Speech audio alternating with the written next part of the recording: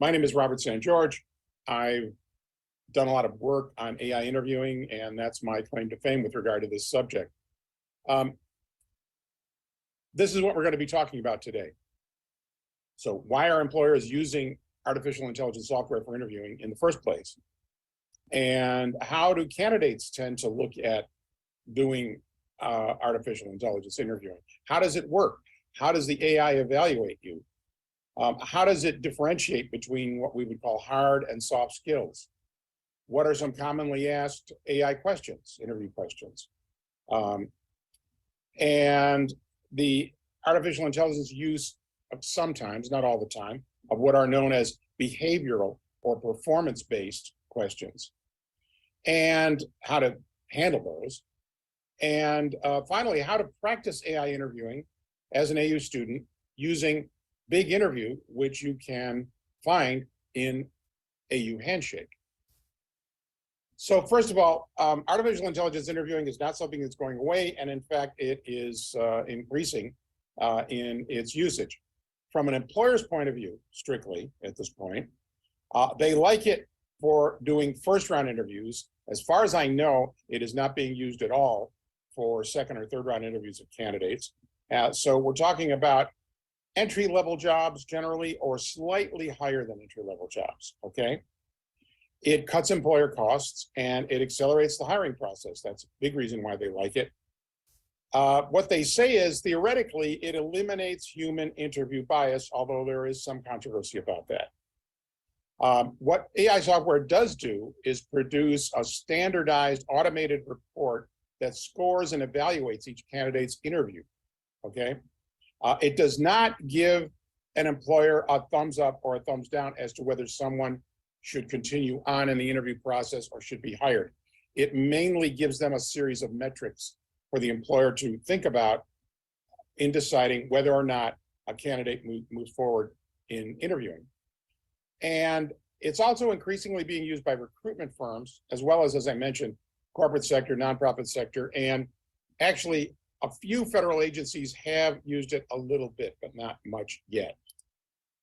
Now, from a candidate's point of view, okay, it seems weird and uncomfortable. I'm not going to try to sugarcoat that for you. Why? Because you are talking to software algorithms, and it's difficult to get in your mind past the fact that you're talking to a computer, or at least software, and not to a person, okay? Also, generally speaking, you're staring at a webcam from your home, or perhaps an interview room that's been made available to you at AU. That is, of course, is not as unusual as it used to be given the pandemic. But what is the software doing? It is observing and analyzing everything about you, visual and verbal, for every single second of the interview. So how does that work? The overwhelmingly dominant AI software company is called HireVue, and that's their address, hirevue.com, if you want to check it out. They do provide a lot of information about what they do and what they're trying to do and how their software works. Of course, it's all couched mainly in marketing terms so that employers will want to buy the software. It is unlikely, by the way, if an employer tells you you're going to do an AI interview, and they may not use the word AI, they may just say, you're going to record a series of questions for us. It's unlikely you're going to get those questions in advance, okay? What you will get is a URL, okay? And they will say, within the next 3 days, or the next 5 days, or the next 8 days, whatever, you need to click on that link, and you need to set aside a certain amount of time, might be 20 minutes, might be 30 minutes, to do this interview. Usually, you will get 3 generic practice questions to kind of get you in the flow, to help you warm up before you're starting the interview. You will control the start and the end of each question and answer to some degree. You will control the start for sure, although an employer can impose a maximum length for answering a question, and you could find yourself cut off in mid-syllable as you're trying to give an answer that they consider to be too lengthy, okay? But what you will usually see is a video of a person asking a question, okay? Why are you interested in working for us? Simple question that often comes up. And then within a certain period of time, typically 5 seconds, 10 seconds, you need to click on a button that starts you being being recorded, your answer being recorded. And when you're done with the answer, you click stop on that button. And as I say, the time to answer each question is likely to be limited. So, I mean, it could be a minute, depends on the nature of the question. Behavioral questions, which I'll be talking about later, they might give you 1.5 to 2 minutes. Straightforward thing like, why do you want to work for us? What do you know about our company? What do you think we do? That could be a 45-second maximum time to answer. Now, how are you evaluated? Now, the way they do this is if I'm HireVue and a client company wants to start using HireVue for a certain type of entry-level job, okay? What they do is, HireVue, is they talk to high-performing staff who work in a specific job that is going to be recruited for. They will look for keywords and phrases. They'll find them in the job posting, and so will you, by the way. And you can check Glassdoor for things like that. What else is the software looking for? How often you use filler words. What's a filler word? Also, filler words are repetitive words such as like, you know, really.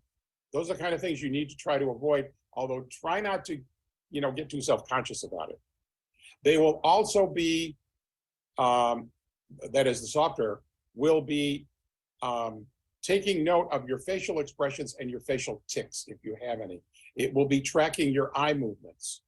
It will be rating how good your eye contact is with the webcam. Remember, you're not talking to a person. You've got to keep yourself kind of riveted to the webcam, as I am here. One tip is the HireVue interview window should be all the way up to the top of your computer screen and centered right under the webcam so that you can look at whatever's happening there, but you can also very quickly glance upward at the webcam, as I'm doing now. They're also going to note your posture, okay? I'm leaning back a little bit because I'm not being interviewed for a job. Ideal posture in what I call the performance art of interviewing is not leaning back and not ramrod straight military style, but leaning forward slightly, not too much, that's aggressive. Slightly leaning forward tells the interviewer, and in this case, will tell the software, I am engaged, the interviewee, I am engaged and interested in this conversation, and I'm enthusiastic about it, okay? It's also going to track how much you smile. The software is going to do that too. And the employer will get an automated evaluation report along with several metrics, which are not always the same for every different kind of job. So it's difficult for me to predict what that will look like. But again, the software does not tell an employer, yes, hire this person or don't hire them. It just gives them the metrics and it rates their score, rates your score in terms of how at ease you were, how nervous you were, how well you used jargon relevant to that job, for example. And those are just a few of the things that it will be evaluating for. Now, how is it evaluating hard and soft skills and competencies? Hard skills can vary greatly depending on the nature of the job. If you're going for a job that requires you to do a lot of data analytics, there may be questions in there regarding how well you know and how well you're able to use Stata or SPSS or Python, for example, or how well you can manipulate data in Excel, okay? Microsoft Excel. You're going to be evaluated for your communication skills, and partly it's going to be evaluating you in the interview for your oral communication skills, certainly. You may be asked questions that get into the subject of how conscientious you are, your attention to detail, things like that. When questions are asked about problem solving, what they're looking for are your abilities and your evaluation of yourself and your ability to back it up in terms of your research and your analytical skills. Generally speaking, collaborative team skills are important for any job you're going to get. And they're going to ask questions about that too. Also, how much of a self-starter you are, okay? Now, commonly asked AI interview questions to start off, such as, so tell us about yourself. What do you know about our company or organization? Why do you want to work for us? Where do you hope to be career-wise after graduation, or in 3 years, or in 5 years, depending on how they want to ask that question. What do you think are the most important strengths you would bring to us in terms of this job that you're applying for? And what do you think your most important weakness or your biggest challenge would be coming into this position? Those are frankly, the 6 most often asked questions in conventional interviewing, okay? And you should be ready for those regardless of whether you're doing an AI interview or not. Tell us about yourself. I specifically want to talk about that because you don't want to go off on a tangent about how you like to ride bicycles or cook or something. What you want to do is use that question as an opportunity to talk about perhaps your 3 or 4 most important strengths for the position you've applied for, whether it's software skills or communication skills or research and analytical skills, etc. That's what you want to do in an organized way. So, and obviously that question, if it's asked, is the first question in an interview. And you want to be marketing yourself right off the bat. And that goes for an in-person interview as well as an AI interview, okay? So be prepared for all these questions. And do not be blindsided if they ask you, what do you know about us? What do you know about our organization? What do you know about our company? You want to be able to say something about their mission, their purpose. You can find that on their website pretty easily. Why do you want to work for us? You want to have what I call a one message takeaway prepared. Because remember that in addition to potentially listening to your answers, which they may or may not do, they may just take the evaluation report from AI. They may be taking notes, and you want those notes to be clear and concise. What if you are the first of 12 candidates to be interviewed? Are they going to remember you very well after they've interviewed 12 people? That's why you want the interviewer's notes to be clear, okay? The rest of it, you know, what is the most important challenge or the most important weakness? You want to admit to something. And do not give the most lame answer in the world that a lot of people opt for, which is, oh, I find I'm too much of a perfectionist, and sometimes I have trouble seeing the forest for the trees. That is a terrible answer. HR people have heard it a million times. They hate it. They roll their eyes, and especially if you're not there to see them rolling their eyes. You want to admit to something real, such as, well, you may note that there's a certain software that you talk about in the job description that I haven't had any experience with. However, I would like to say this. If I may say so immodestly, I'm pretty good at learning new software, and I would welcome the opportunity enthusiastically to train up on that software very quickly so I can hit the ground running in this new job. That's the way to answer this sort of weakness or challenge question, okay? Let's keep going. Wear business clothes, at least as far as they can see you, which is basically going to be, you know, shoulders up, right? As if you were going in an office. Do not dress casually just because you're at home. They didn't give you permission to do that. And if they're not going to think you're overdressed. They're just going to think you're somebody who dressed up for an interview. That's all.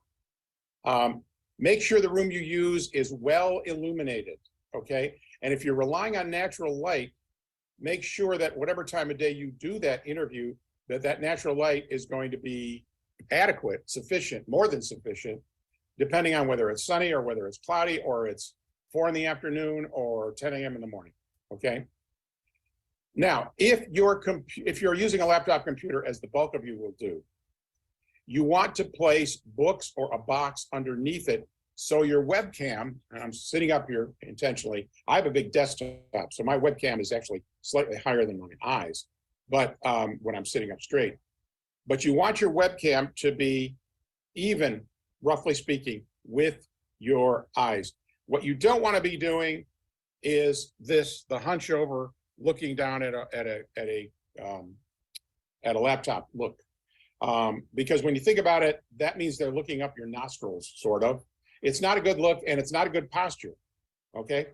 So make sure your posture is good by putting something underneath your laptop to make that webcam even with your eyes. Drink some water beforehand. Obviously, have a glass of water ready for you in case you need to use it. And there is an AI interviewing fact sheet, which you should be able to get from a career advisor. Don't all ask me for it, please, unless you are a graduate student in the School of Public Affairs. Behavioral questions. All right, this can come up in AI interviewing. What is a behavioral question?